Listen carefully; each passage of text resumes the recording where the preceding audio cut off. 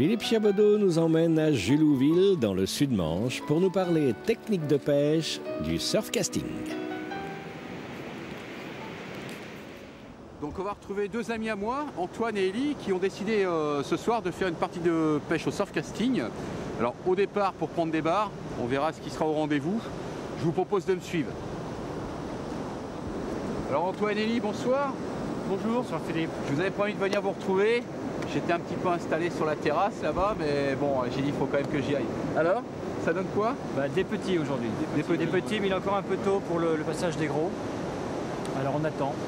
On ne désespère pas. Ils vont arriver. Ils vont arriver. Déjà, on a de la chance d'avoir des touches. Hein. Oui. Aujourd'hui, avec la mer et le vent qu'il y a, c'est de la soupe. C'est assez incertain. Enfin, avec une mer démontée comme ça, en général, le bar aime bien. Ouais, mais il faudrait un peu plus de soleil et de l'eau un peu plus claire. On peut pas tout avoir. On peut pas tout avoir. C'est sûr.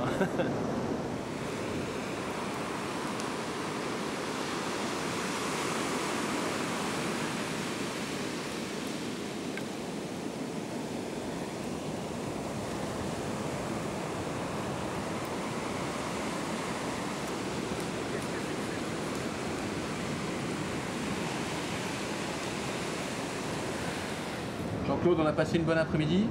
Oui, très bonne, mais malheureusement le temps n'y est pas, c'est une cochonnerie de temps, pour beaucoup trop de vent et la flotte surtout, la nuit qui est vraiment pénible là. C'est vrai que quand on a un site aussi magnifique que la plage de Julouville où on a pêché cet après-midi, c'est dommage que le soleil ne se prête pas à la fête.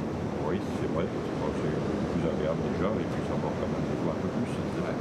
Alors bon, on n'a pas pris de poisson, comme tu disais, bon malheureusement ça ne demandait pas. Bon, la moindre des choses, c'est qu'on explique à nos téléspectateurs les montages qu'on avait pris pour cet après-midi. Oui, d'accord, pas de problème.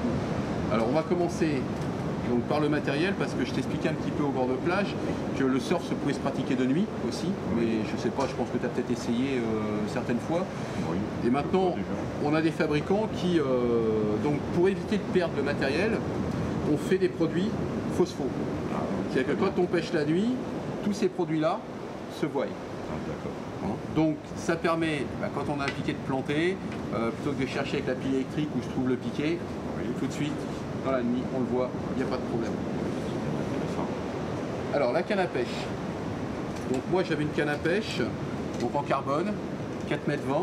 Oui. Toi tu avais une canne beaucoup plus petite. Trop courte. Voilà. Alors trop courte, on va expliquer pourquoi, parce que je ne sais pas si on a pu le voir. Quand on a les cannes plus petites, souvent les fils donc, sont beaucoup plus bas. Et on a tendance à ramasser toutes les algues qui traînent. C'est ce qui est arrivé d'ailleurs. Voilà, plusieurs fois tu t'es retrouvé, tu m'as dit oh, j'ai une touche, puis en fin de compte, oh non, c'était de l'air qui traînait. Donc le fait d'avoir une canne plus longue, on va dire entre 4,20 m et 4,50 m pour le surfcasting, c'est très bien. Et ça permet d'avoir donc une canne bien droite et avec un fil qui plonge dans l'eau sans qu'on ait à ramasser dans le fil justement toutes les saloperies qui traînent. Donc là on avait une mer quand même assez agitée, donc avec de l'algue qui passait régulièrement. Et le sion, donc tous les sions maintenant, les trois quarts du temps sont donc fluorescents. Alors celui-là est orange, mais il y a aussi jaune. Oui. Ça permet aussi de pouvoir les voir assez tard le soir, mais aussi en pleine journée, quand on a un temps couvert, de bien les voir, ou quand on a du soleil. Et on a la possibilité, toujours pareil quand on pêche de nuit, de pouvoir y mettre dessus des petites lumières qu'on casse, mais je pense que ça a dû voir parce que voilà, c'est ça. Tu connais parce que tu me disais que tu avais pêché pas mal dans le sud de la France aussi. Oui. Et je sais que dans le sud de la France, il y a des plages un peu comme ça, des grandes plages, et on a tendance à pêcher la nuit. Donc voilà, donc importance d'avoir un matériel polyvalent pour éviter de perdre du matériel, parce que on en parlait aussi tout à l'heure, il y a du matériel, on verra si les ciseaux qu'on peut perdre facilement, et c'est vrai que maintenant quand on a la possibilité d'avoir des produits soit avec le phospho, soit avec le Starlight ou des choses dans ce genre là, ça permet de ne pas perdre de matériel et de pêcher dans de bonnes conditions. Alors, après, une fois qu'on a vu donc cette partie là, on va passer à la partie fil. Alors j'avais un fil qui était similaire à celui-là. Bon, c'est des fils spéciaux donc, pour la mer, puisque celui-là en l'occurrence s'appelle Supermarine. Donc là en l'occurrence, bon, c'est du 30 centièmes, donc pour le surfcasting, on va dire que la résistance, suivant les fils, de 30 à 40 centièmes, ça paraît bien. On peut monter encore au-delà, mais moi j'aime bien pêcher avec des fils assez fins, parce que déjà premièrement, il se voit moins dans l'eau. Oui. En plus ce fil-là est totalement invisible.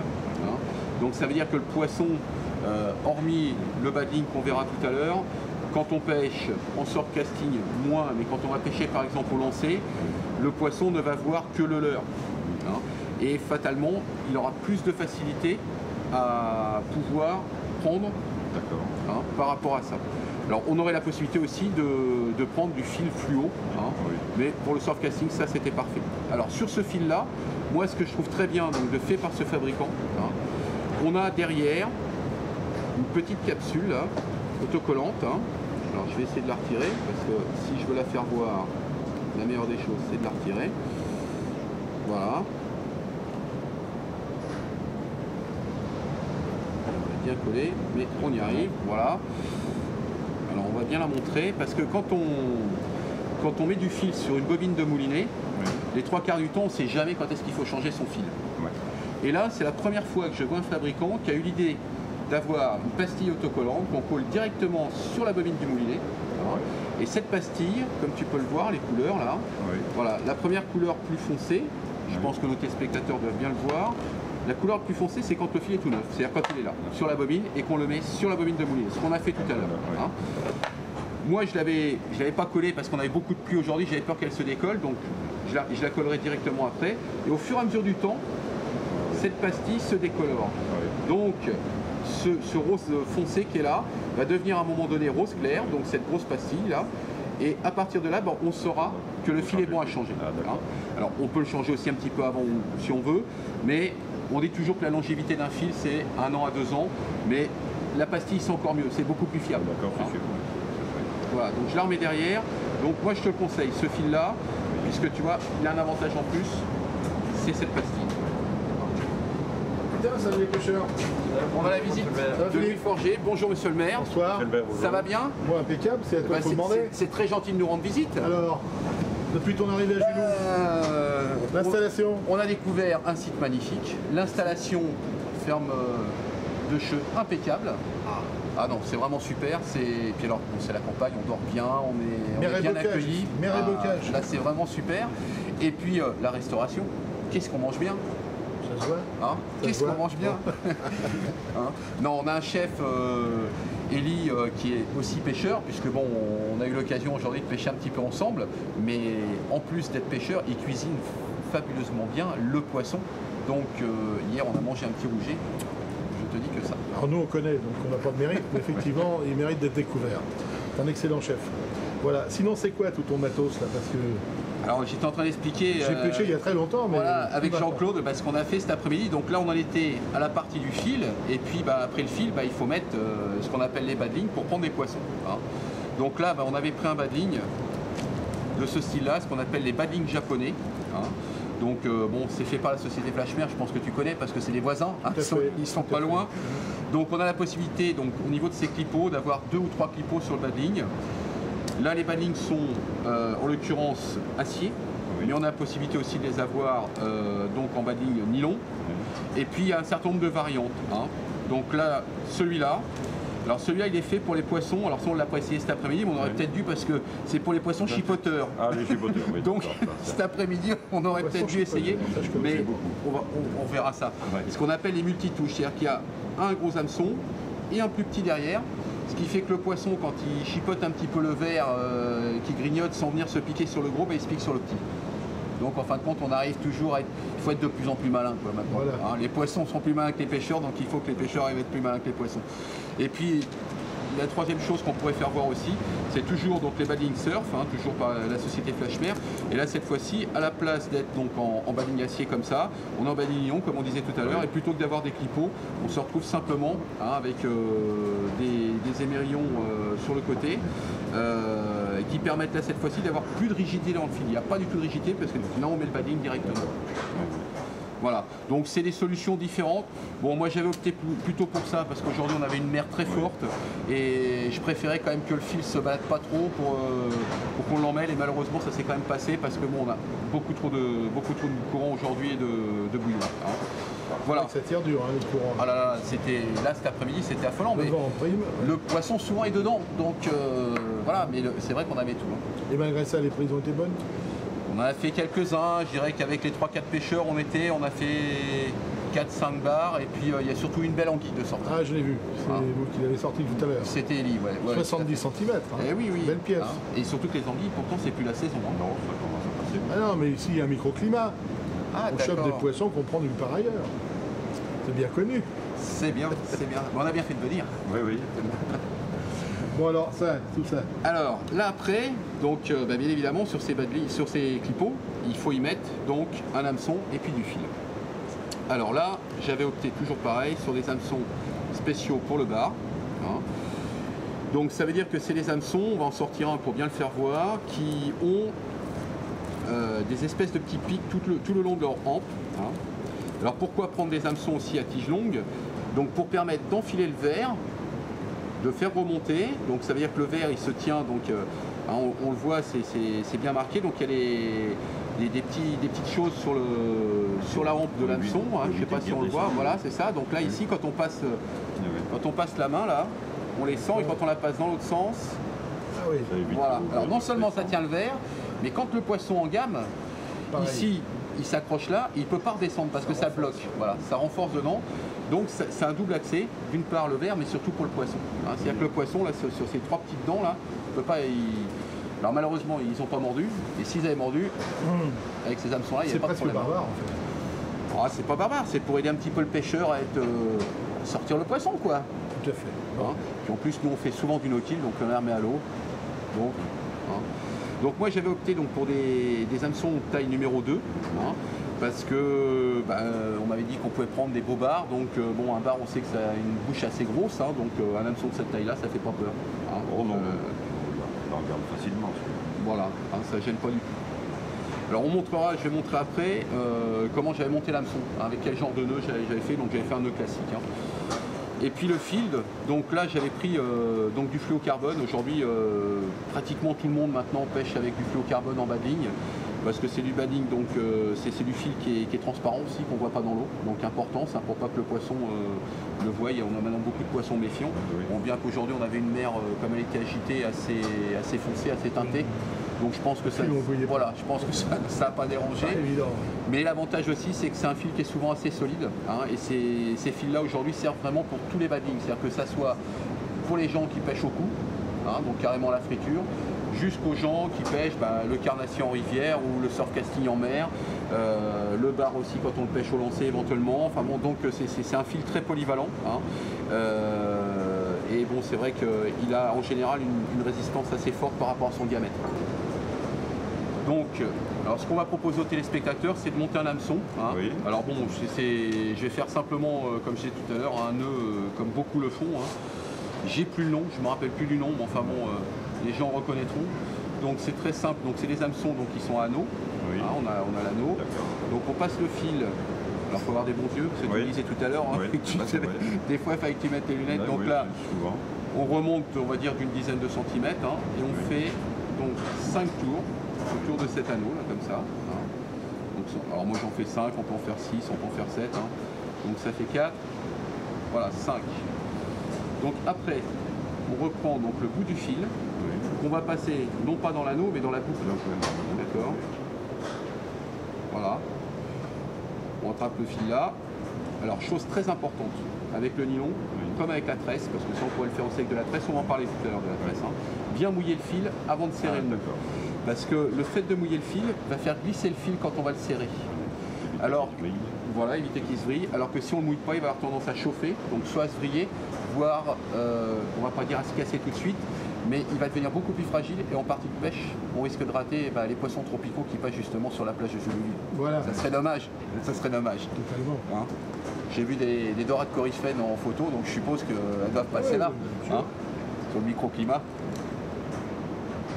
Donc on mouille bien, on tire doucement, voilà, et on n'a plus qu'à serrer. Et là le fil, quand on regarde bien, il n'a pas vrillé ni rien du tout.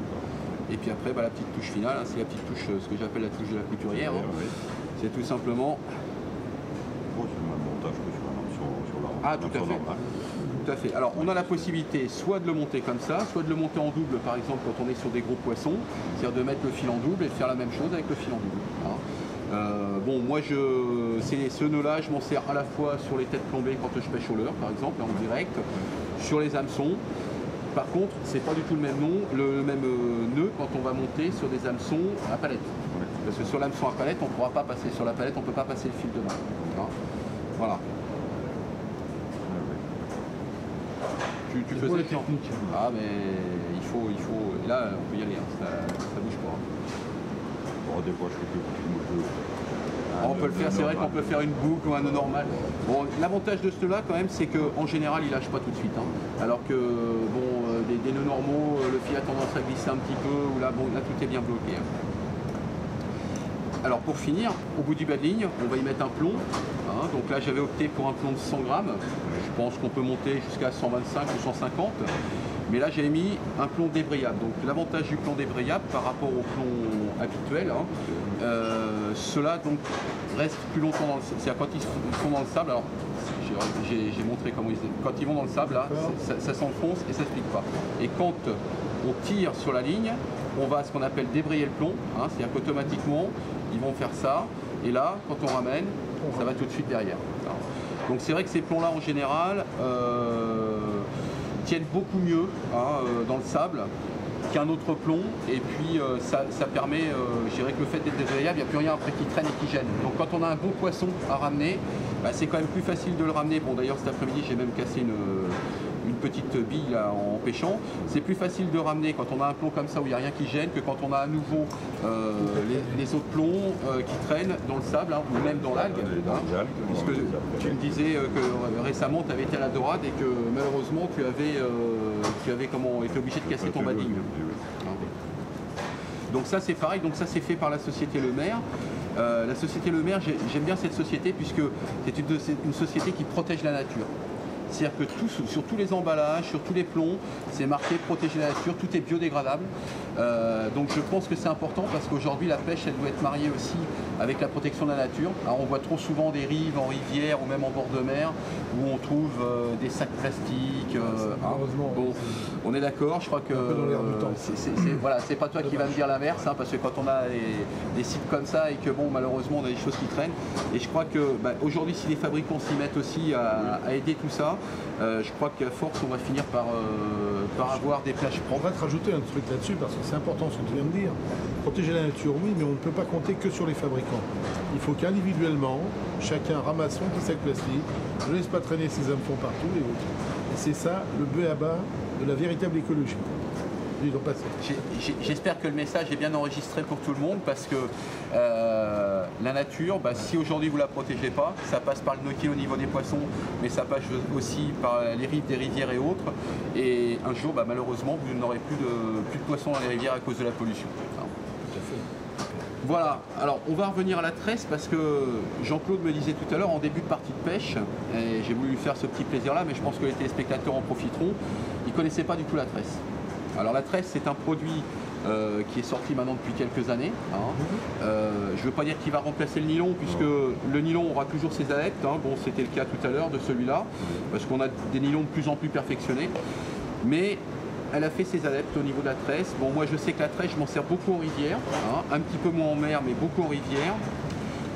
Aujourd'hui on avait fait l'option en surf de pêcher en nylon mais on aurait pu pêcher en tresse. Alors là bon il y a deux sortes de tresses. Là, celle-là, en l'occurrence, qui a une résistance de 12 kg et celle-là, une de 8. Donc, ce sont toutes les deux des tresses donc, qui sont avec des microfilaments qui sont de couleur pour qu'on puisse bien, qu'elles soient bien visibles. Hein. Donc, ça, pour la pêche au leurre, la perche, pourquoi pas au bulle d'eau ou en surf casting. Ça permet de bien voir le fil, de bien voir où se trouve le poisson hein, quand on travaille avec. Et l'avantage surtout par rapport à du nylon, c'est qu'on a un diamètre beaucoup moins important avec une résistance beaucoup plus importante. D'accord. Alors, je voudrais savoir, là il fallait pas être vu et là il vaut mieux voir. Il faut voir pour le pêcheur. Pour le pêcheur. Pour le pêcheur. Et le poisson il le voit aussi. Ah, le poisson il a tendance à le voir aussi, mais beaucoup moins quand même. C'est différent, là on est en rivière. En rivière, mais même en mer, on peut arriver à pêcher avec ce genre de produits. C'est des produits complètement polyvalents. Ça c'est, on va dire, pour des badings. Donc comme là, on parlait en surf, on n'est pas en direct, je dirais, sur le poisson. Alors que quand on pêche avec ça, on va accrocher directement l'èche derrière. C'est-à-dire, bon, le poisson nageur, le buldo. Bon, c'est un autre choix aussi. L'avantage, c'est qu'on est en direct avec le poisson. Il n'y a pas du tout d'élasticité dans la tresse, donc ce qui veut dire que quand la touche se fait, on est directement avec la canne. Donc c'est-à-dire qu'il faut réagir assez vite. Alors qu'avec le nylon, on a tendance à avoir une souplesse qui permet de pouvoir ferrer un petit peu plus longtemps après. S'allonge un peu. Voilà, c'est ça. Alors c'est vrai que au départ, quand on pêche avec de la tresse, on a tendance à rater des poissons parce qu'il faut avoir le coup de main. Par contre, moi, honnêtement, je pêche avec ce genre de tresse-là en rivière. J'ai complètement banni le nylon. Hein. Bon, de temps en temps, je pêche encore avec du nylon fluo, mais très peu souvent parce que la tresse, c'est quand même autre chose. On a des sensations différentes. On est vraiment en direct avec le poisson. Hein. On les sent pas de la même façon. Hein. Voilà. Donc, voilà un petit peu le tour de tout ça. Moi, ce que j'aimerais bien, avant qu'on puisse se quitter, c'est que tu puisses nous faire profiter, et surtout à nos téléspectateurs, puisqu'en tant que maire, je pense que tu dois avoir plein de choses à dire sur la ville de Julouville. Ah oui. Hein, puisque je crois c'est pas uniquement Julouville, c'est plusieurs petites communes qui font un ensemble de communes qui font une grande commune. Voilà. Quoi. On est 2 communes associées. On a donc Julouville, bord de mer, et Saint-Michel-des-Loups dans les terres. Donc on a le vert et le bleu. La terre et la mer, tout ça est associé étroitement, se côtoie, se mélange sur plusieurs kilomètres. Et donc, Julouville a une particularité, c'est que c'est une commune jeune, dans la mesure où, là où nous sommes installés, il y a 150 ans, il n'y avait que des dunes. Et que Julouville, ça vient de Monsieur Julou, qui, amateur de camping dans les années 1870, est tombé amoureux du secteur, a acheté plusieurs hectares, a fait venir des amis, et petit à petit, la station de Julouville est montée. Et donc, son nom a été donné à la commune, il y a 30 ans exactement, quand la commune mère, qui est Bouillon, qui est donc sur le plateau, vocation agricole, a été un peu supplantée, il faut le dire, par la partie balnéaire construite à front de mer, et c'est pourquoi nous sommes aujourd'hui sur Julouville. Associé avec Saint-Michel-des-Loups, puisque l'ensemble fait 1800 habitants, petite commune où il est quand même, où tout le monde se connaît, et où la vie est assez agréable, hein, puisque nous avons et la mer et la campagne. Donc c'est très facile d'alterner. Tu as pu en faire l'expérience parce que je crois que ton logis là-haut est en pleine verdure, près d'une rivière, et que, là, ma foi, on a tout ça ensemble sur un tout petit périmètre.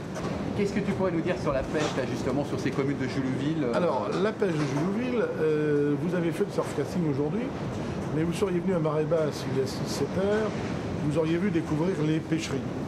Sur Julouville, nous avons 3 pêcheries qui sont des installations à base de pierre. Dans d'autres régions, c'est du pieu avec des branchages. Et ça consiste à créer une réserve d'eau quand la mer monte, piéger cette eau. Et au bout, on a un système que vous verrez demain ou après-demain qui nous permet de placer un filet, de récupérer le poisson quand la mer évacue. Et donc, les pêcheries de Julouville sont des choses qui remontent au Moyen-Âge, puisqu'on trouve même des arrêtés de Colbert pour régir tout ça. Mais c'est un sujet qui sera abordé par des gens plus compétents que moi, et cette activité pêche était importante. Pour parler de façon plus globale, il y avait également sur la commune de Bouillon, donc la commune d'origine, jusqu'à 80 Terre-Neuve qui partaient il y a 100-120 ans en pêche jusqu'à Terre-Neuve, comme il se doit. Et en mémoire de ça, d'ailleurs, on trouvait encore à l'église de Bouillon 2 bateaux en ex-voto qui dataient des Terre-Neuve d'il y a 120-150 ans. Donc la pêche à Julouville, ben, ma foi, sans avoir de port, c'est quand même une activité économique importante. Et surtout l'été, alors là, ce sont les pêcheurs à pied qui viennent chercher les étrilles, les coques bleues, des petits poulpes, les petits chapeaux chinois, ben, tout y passe.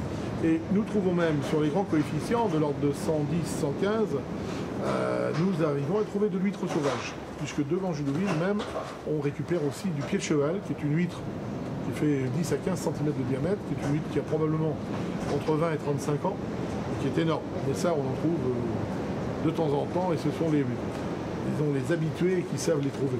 Donc une richesse piscicole vraiment très variée. Tout à fait, tout à fait. Et puis donc dans les rivières, puisqu'on a pu aussi s'en rendre compte, il y a aussi donc quelques rivières de première catégorie qui renferment quelques poissons comme des truites on trouve de la et du carnassier.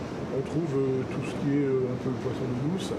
Mais si nous remontons également à une centaine d'années, le saumon remontait les rivières dans le département de la Manche. Il les remonte toujours au fond de la baie du Mont-Saint-Michel, et la dépollution qui a été entreprise depuis quelques années permet de revoir de nouveau du saumon, mais ça c'est sur les grandes rivières de l'Avranchin. Voilà. Écoutez, je pense que tout ça a été très complet. J'espère qu'on vous aura donné envie de venir donc retrouver soit Jean-Claude, soit Louis Forget donc dans Jullouville ou dans ces petites communes autour, hein, puisque c'est possible. N'hésitez pas à venir rencontrer à la ferme de Cheux Bastien Cotin, le petit-fils de Jean-Claude, hein, qui sera prêt à vous héberger. Élie, sans aucun problème, vous nourrira. Et puis, avec toutes les pêches que vous pouvez pratiquer, pêche à pied, surf casting, on en oublie, hein, la rivière, toutes ces choses-là, vous avez vos vacances qui sont complètement faites. Et puis, comme on disait, si vous venez en famille, vous avez la plage. J'ai vu qu'il y avait de la planche à voile, vous avez toutes les possibilités qui vous seront offertes. N'hésitez pas à contacter la mairie de Jullouville, elle vous donnera tous les éléments possibles pour vos vacances. Et on vous donne rendez-vous l'été prochain. Pas de problème. Pas de problème.